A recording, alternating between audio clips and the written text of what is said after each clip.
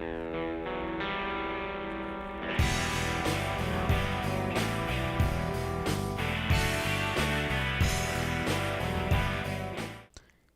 1969, a physical education teacher in Minneapolis became the father of adapted athletics. His name is Ed Borhofsky. He was asked by his disabled students who played floor hockey in gym class why they couldn't play outside of class as well. Competitive adapted floor hockey dates back to 1974 when the league was first established. It had only 4 teams at the time. In 1975, the league became exclusive to secondary students and still consisted of 4 teams, 2 from St. Paul, 1 from Marshall U High in Minneapolis, and 1 team called the Minneapolis Independents. By the early 1990s, there were a number of established adapted athletic teams participating in floor hockey, soccer, and softball. In 1992, with the help of Ed Borhofsky and many members of the Minnesota Association of Adapted Athletics, adapted athletics were finally recognized by the Minnesota State High School League as sanctioned sports. The intense competition and thrill of participation are identical to that of the boys and girls state tournaments played at the same time of year. The purpose of our program is to introduce you to the world of adapted sports and to encourage more participation in the activities that are out there. My name is Mike York, and I've been involved in adapted sports since 1996, coaching student athletes since 2005, and then working with at the Minneapolis South High Tigers since 2010. My name is Mark Braun. I've been involved with adapted sports since 2007 and a Paralympic athlete since 2011. Today we are your hosts for Adapted Sports Focus. Today we're discussing how people have gotten involved in adapted sports and how more people can also get involved. We'd like to introduce you to our guest today. On my left here is Jesse. He was a former Robbinsdale Robin and a player, and he now also works at his job, and he's had lots of insightful times through the years playing adapted floor hockey. Next is Poppy, another former player who's played in the 90s and also is now a paraprofessional, and she will discuss about how she came into adapted floor hockey. Hi. Next we have Carrie Cable Rodriguez. She is a parent of one of the students that used to play adapted floor hockey, and she has some great insights on how to get parents involved, and we love to hear from that more. And here we have Brett Johnson, a radio producer, longtime adapted athlete, and coach from the South Suburban Flyers for adapted soccer and softball. Next to him, we have Marcus Onsum. He has been involved with the Robbinsdale Hopkins West Tonka Robins since 1996, and they're head coach since 2001. And next we have Jackie Panaz, former player of Minneapolis South, and now coach. Well, we'd like to start off with our first question for all the panel here. Whoever would like to answer first, go right on ahead. The first question is, how has being involved in adapted athletics affected you? Here, playing adapted athletics was really great for me throughout high school since when I was a kid, I played all sorts of backyard football, backyard hockey, backyard basketball, all that kind of fun stuff. So it was really nice to have an opportunity to go on and play varsity sports when I got to high school, like a lot of my friends were doing. And it was great to be in that kind of competitive environment and meet a lot of great people, whether they were teammates or opponents, and also stay involved in the program after I graduated. So yeah, I was really happy about that, and certainly I'm happy to contribute to adaptive athletics, after I've graduated. Thank you. Anybody else? I just think it's an overall tremendous experience for everyone involved. I've been exposed to adapted athletics since the late 1980s when my brother and sister started getting involved with the Robbinsdale program, and having 2 siblings with disabilities, I was able to see firsthand the sort of impact that competitive sports and team participation could have on their lives overall. And my experiences watching them grow up playing it and coaching have kind of shaped me into who I am today. Those experiences helped me decide to become an adapted physical education teacher and continue being involved with the coaching side of the adapted athletics. And it's been a great experience. It's really shaped my life from start to where I'm at today. I'd like to go next, and it's affected me greatly just for the fact of kind of like what Brett Johnson mentioned, that he was always doing stuff as a child, and I grew up with 4 brothers, so I always wanted to play baseball and basketball, and so they would let me join in, and then I had a great elementary fire teacher named Pam Foster when I went to St. Paul Public Schools at Como School.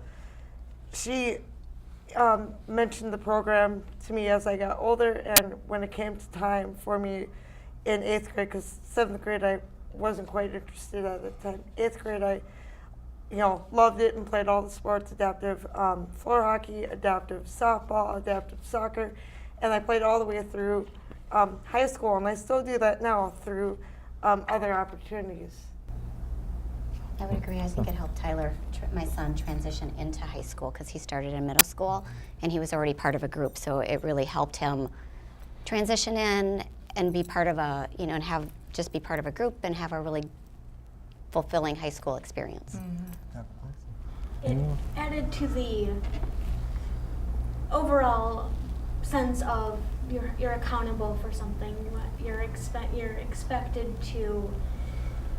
expected to perform in a certain way. You're expected to live up to your commitments, and really preparing you for real life outside of beyond high school, where that is expected of not just you because you have a disability, but is expected of anybody. Leads to the next question. What's your favorite part about being involved in adaptive sports, and why? And I think from when I started playing, first thing is I just got to meet a bunch of new different people. And it was really nice. I was on the same footing as everyone else there, and plus it was fun because everyone else there was just really talented. Everyone did something different, had their own way about going about things, and it worked for everyone. And then working like that, working as a team, it was just really cool to see that all come together. I think my favorite part's been being able to be a part of watching these kids and help these kids overcome the challenges they face. Every one of my athletes has a different set of abilities and different things that they struggle with, and taking the time to get to know them and develop a plan to what it is that's going to help them be successful, what it is that they will find being important in their athletic experience, and doing what I can as a coach or working with their teammates to help put that plan in action so each one of those kids can achieve whatever success it is that they've kind of set their mind on. That people have mentioned the self-confidence and the sense of belonging. Those things all really tie together and can really shape an athlete into the person they become as an adult. Along those same lines, finding ways that you can modify things or adapt things to knowing where you're at and knowing where you need to go. Doing that both as a student athlete and as a coach, helping do that, the problem solving that is involved with knowing that this is my goal, how do I reach that goal? Good, yeah. And that goes to my next question too, is educators, teachers, parents, former players, how do we attract new students to get involved in adaptive athletics? I would have to say from a past athlete to now being a paraprofessional in elementary school for St. Paul Public Schools is, again, it's about community awareness. It's about getting the message out.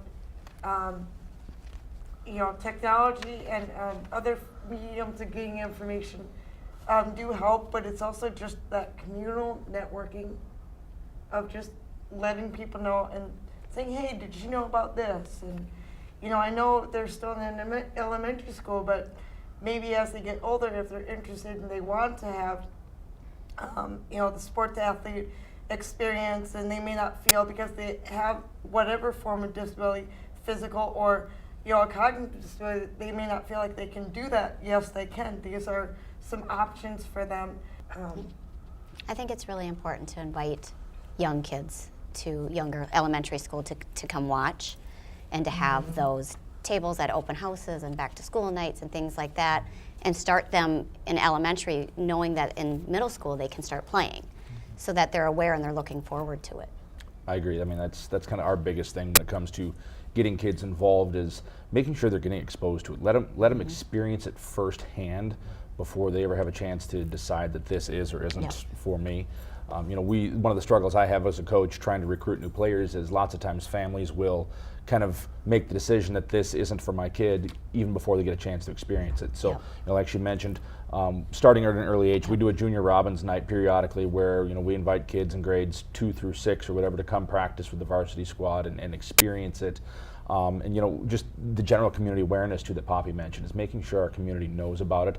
You know, in my 20 years involved with the Robbinsdale program, I can't even tell you how many times we've run into people who have recently graduated from high school who've still said, I had no idea such an opportunity existed. Exactly. So we have to continue to press forward within the community and make sure we're doing whatever we can to expose kids to it as early as possible. And I think one of the important things is if you just get a kid to watch a practice or a game, 90% of the time they just become instantly hooked. Yeah, Whether they exactly. like sports or not. If they like sports, obviously there's a connection right away because they can see it's competitive and they absolutely love it. But even if they're not into competitive sports, they see the friendships that are being built on the floor. You get the parents out there and seeing, hey, they're making new friends out there, meeting new people. So that certainly helps as well. I think, Marcus, you said it right as well. Half the battle, or even 90% of the battle, is just getting beyond that wall where parents just instantly say it's not for my kid. Right. I would just encourage anyone to get out and just watch a practice or a game. There are a lot of different resources to find a team around you.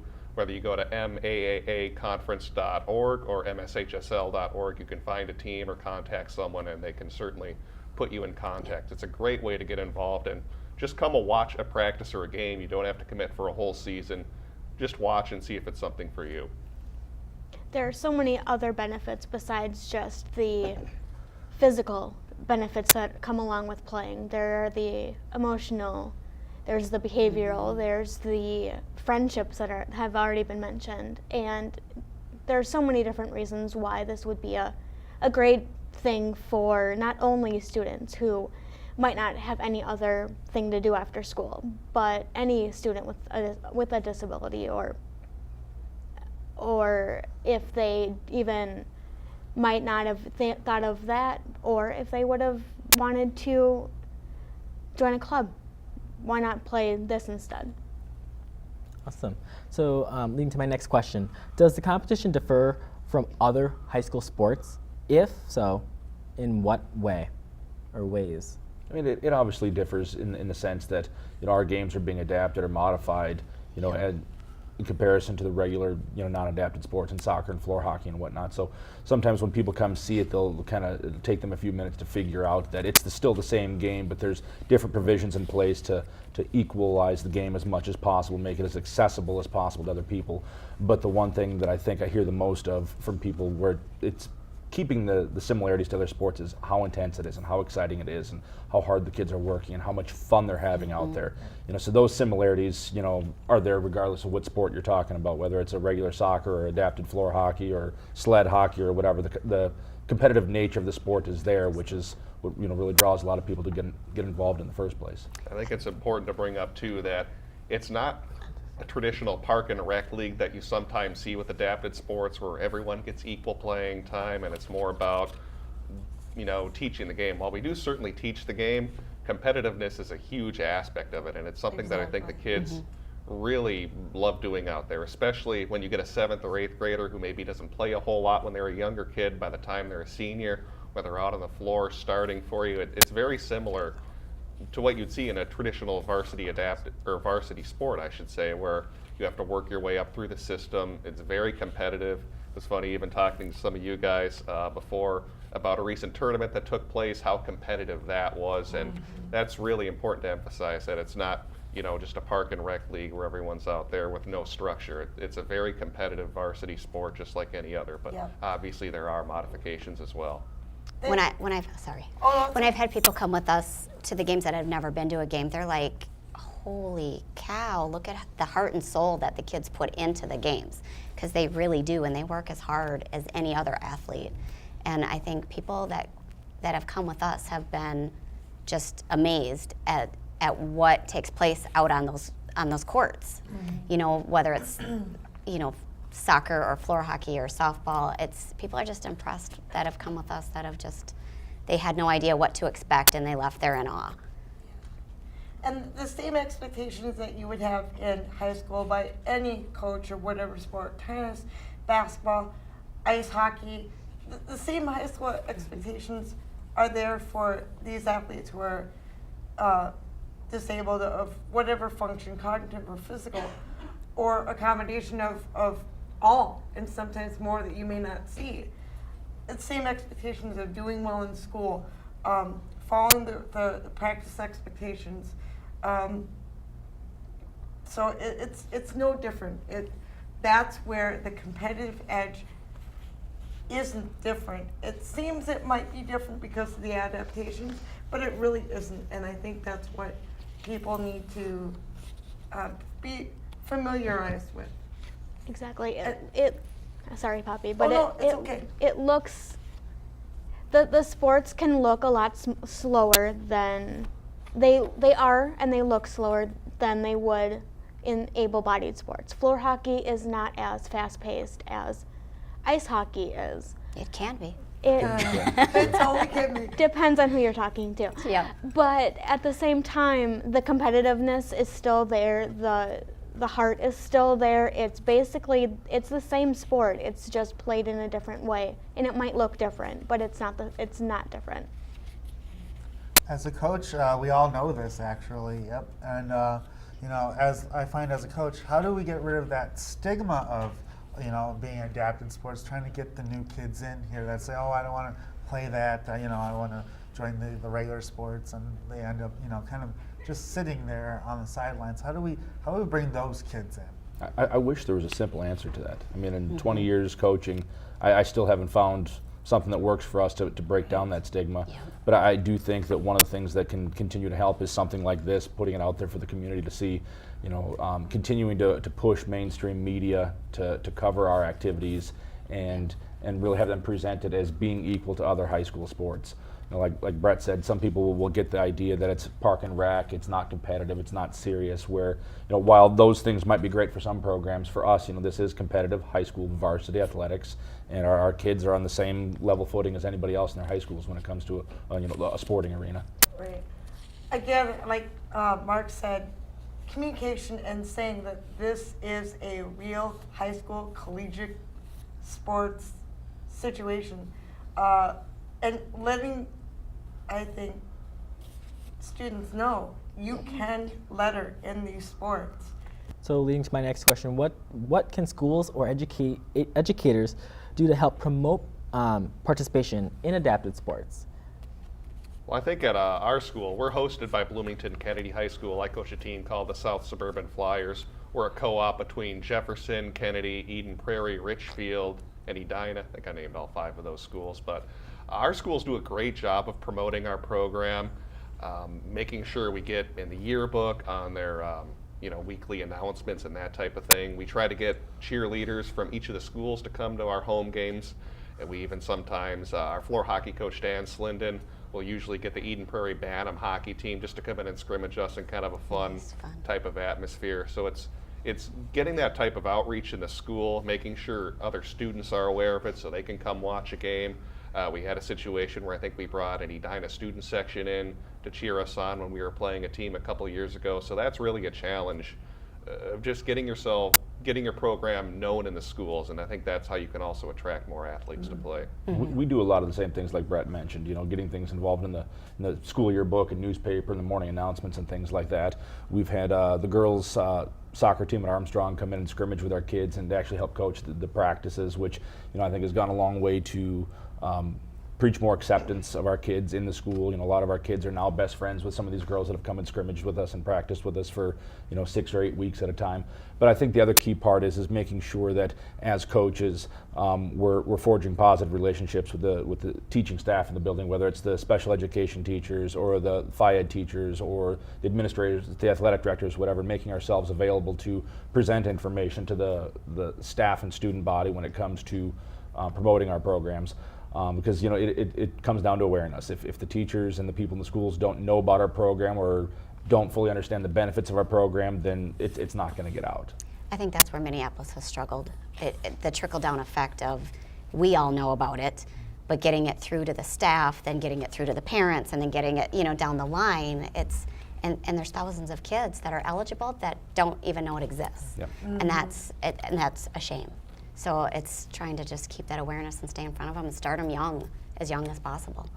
Start them young, and the administration, the teaching staff, after they are informed of it, after they are encouraged to come support us, for them to actually do the legwork and come to a game or come to the tournament, cheer on your students, because a lot of them are in many of your classes. And that's just the truth about it. From a fan perspective, how can we get more fans in the stands to help? Like you said, we can try to get the band going and get the adapted athletes need to see their peers in the stands too. How can we get their peers in the stands to let them know that's cool too? Our biggest thing that we do is making sure we're involved in the morning announcements at school. Making sure that we're turning something in from our coaching staff, from our student manager, whatever. Hey, come out and support the Robins. Our next home game is on Thursday against Maple Grove or whatever. Making sure that the student body's informed. And part of that is also tied to the acceptance, that the fitting in with the groups. Like I mentioned, the girls soccer program helping and things like that. If our kids are seen as equals from the standpoint of being athletes, competitive high school athletes, then I think we'll see more and more other members of the student body want to come out and say, hey, but I want to go check that out. I talked to this kid in class and he mentioned he played floor hockey. I want to go check it out and see what what he's doing. And it's a constant, I don't want to say battle, but presentation to the student body year after year after year to make sure we're staying in the forefront so people at least think about what we're doing, and maybe we have a bit greater chance of them coming out and actually watching and supporting the kids. And I think really connecting with the other coaches you do a lot of the Minneapolis, of the adapted stuff, but connecting with the football coaches and the basketball coaches and, the girls badminton coaches, and bringing them in so that when they're coming through that they don't just walk through the gym, but they stop and they watch, or they plan to be there. And, connecting with those teams to say, we'd like you all to come watch our games, and that because then they're going to spread the word too. And they're going to talk to their friends and bring them as well. Awesome. If a parent or student are interested in becoming involved with adaptive sports, what should they do? Who should they contact? Reach out to their home school district. Whatever district they're enrolled in, contact somebody at their high school or at the middle school or wherever they're at, and hopefully the people that they're getting in touch with will at least have an idea of where to direct them. For my program, if anybody's at Armstrong or Cooper, Hopkins, Mount West Tonka, all those schools are involved in our co-ops, and ultimately things will get funneled back to me or one of our athletic directors. But if you're not sure if your school district or your kid's school is involved, pick up the phone, call the athletic department at the high school and inquire about adapted athletics. That's the best, fastest, easiest way to start that process. Absolutely. Yeah, I would certainly agree with that as well. I think it's also important to bring up as well, since I don't think we've mentioned it yet, that to qualify to play adapted athletics, we're primarily talking about the PI division, which is for kids who have physical or health impairments. Obviously, the physical impairments are a little bit easier to see how that qualifies, whether you're in a wheelchair or if you have something like cerebral palsy or different disabilities like that are more obvious to see, you qualify to play adapted sports. But it's also to bring up that health impairments also qualify you to play as well. I had a teammate back when I was in high school by the name of Sean who had a heart condition. When you'd see him run the floor, you would think, oh, this kid could probably go out and play regular varsity sports. But he had a heart condition which really limited his endurance, where he really couldn't run for more than 4 or 5 minutes without needing a break.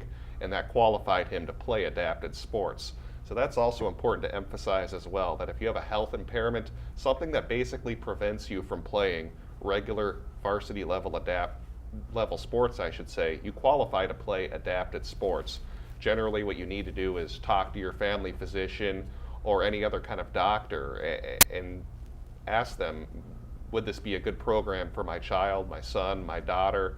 But also make sure that they know about adapted athletics as well and what kind of program it is, because I know, talking to you, Marcus, you've run into the challenge as well, where some For sure. doctors will say, oh, well, your kid's fine, you can Yep, just go exactly, play regular exactly. sports. Yeah, and to kind of piggyback on what Brett was saying, we're talking, to this point mostly we're talking about the PI division, but there's the CI division for the cognitively impaired athletes.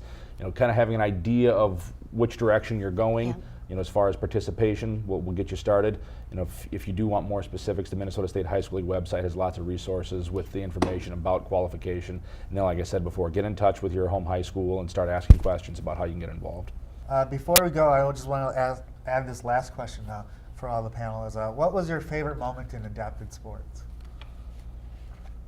I can answer that one because that one's easy for me. Ty was in adapted bowling, and he won a state title with in doubles. And the moment that him and his teammate Hassan realized that they took that title and they were getting awarded their medals was like, of course I'm bawling on the, back of the bowling alley because, my son, the only kid in the family that is playing adapted sports, is also the only kid in the family that got a state title. So, super proud mom moment, and proud for our school and proud for the sport that we were able to do that. So that's my favorite. I don't know that I could pick a singular favorite moment. Being involved as long as I have, I think there's something at some point in every season just about that, it's just kind of an incredible Absolutely. moment for the kids.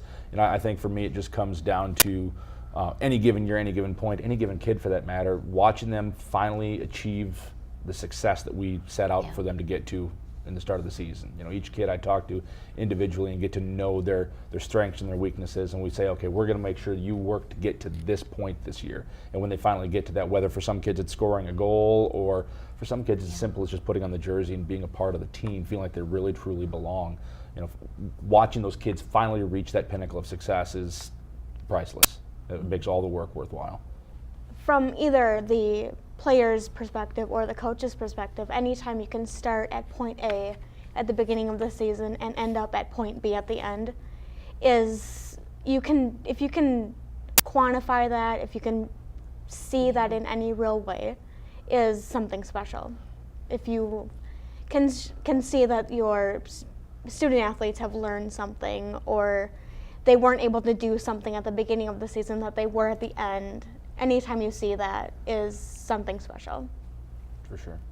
I would say, obviously there's, fun accomplishments, whether it's winning conference championships or state championships, which I've, seen a lot of throughout my playing and coaching days. But I think really as a coach now, one of my favorite moments is always when we have senior night and seeing our seniors grow from when they were in 7th or 8th grade. Every player I've had who's played for 3 or 4 years is always a completely different person when they graduate, and it's always for the better. And that's really the fun thing to see. They turn into a different person after they graduate. It's always for the better, and I think it's a transition you wouldn't see if they had not played adapted sports. And it's hard to see them go. Yeah, that too. Watching them leave as, when Tyler was younger, and then when he graduated, it was like, now what? What does he do now? So, Definitely. yeah. Well, I want to thank you guys for joining us today. And our goal here is to get kids with disabilities out on the gym floor and being involved. Please tune in again as we bring you more stories and information on other exciting adapted sports. Stay tuned. Thanks.